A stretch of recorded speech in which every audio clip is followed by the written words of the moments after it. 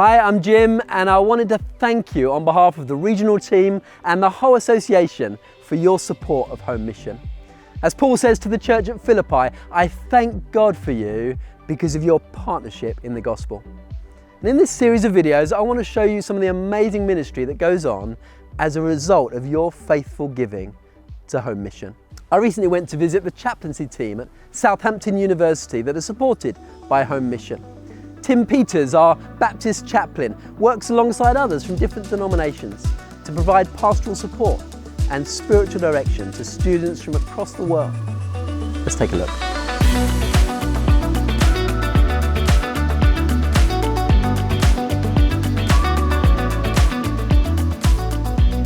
So Tim, it's great to be with you, and why don't you just tell us a little bit about yourself and what led you into chaplaincy?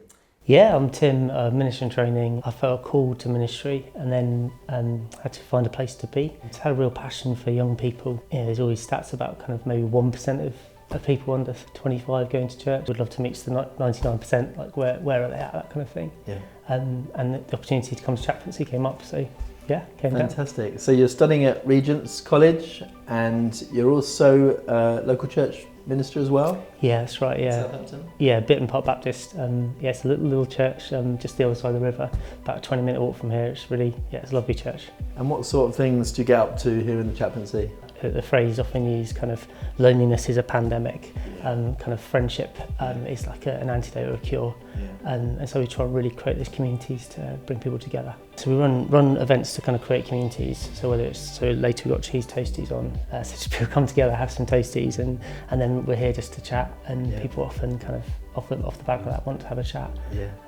And the space we'll go into later is really about community and really kind of cafe vibe.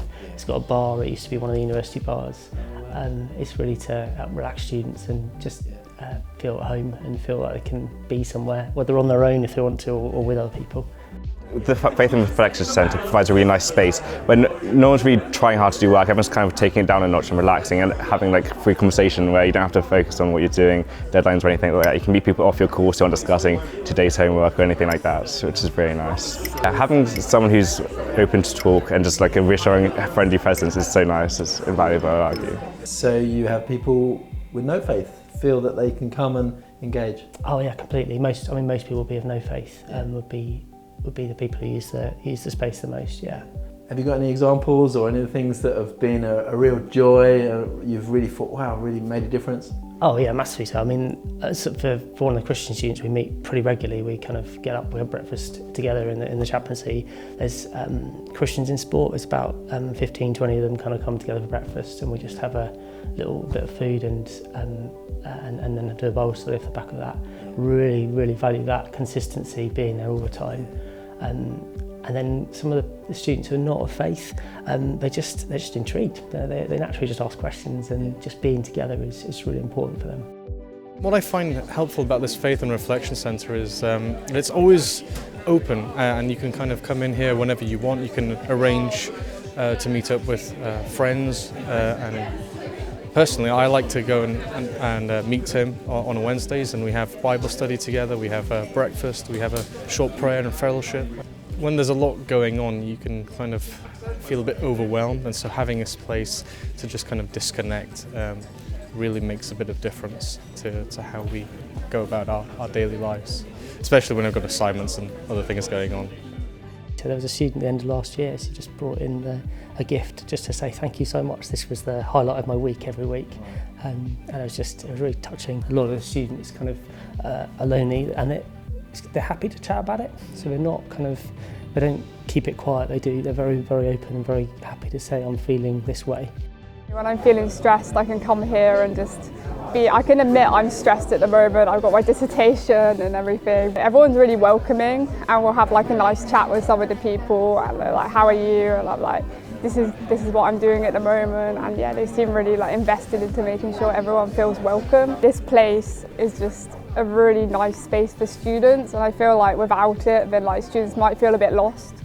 So I can think of one student, and they came in tears, and they'd just been diagnosed with ADHD, and they just shared a bit about their story, and we were able to just be there with them and refer them to some people who are appropriate, but also that they just came back consistently. They came throughout the week, and then they kept coming for months, and we just build that rapport with them and be with them as they share their journey. There were a few more tears as the year went on, particularly as exams came up. But yeah, it was a real blessing to be there with them. I think it's an opportunity when students, young people are away from home for the first time, they're inquiring, they're experiencing new things. And as I say, many of our students, 10, 15,000 overseas students, have never heard of Christ, never heard of Christianity. Why are you doing this? What are you doing? There's a real need.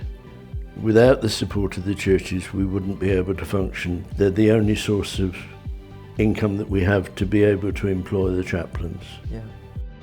The chaplains here, so very friendly, so very welcoming. You know, they're just great people who are just willing to meet and greet you and serve you in such a way that is beautiful.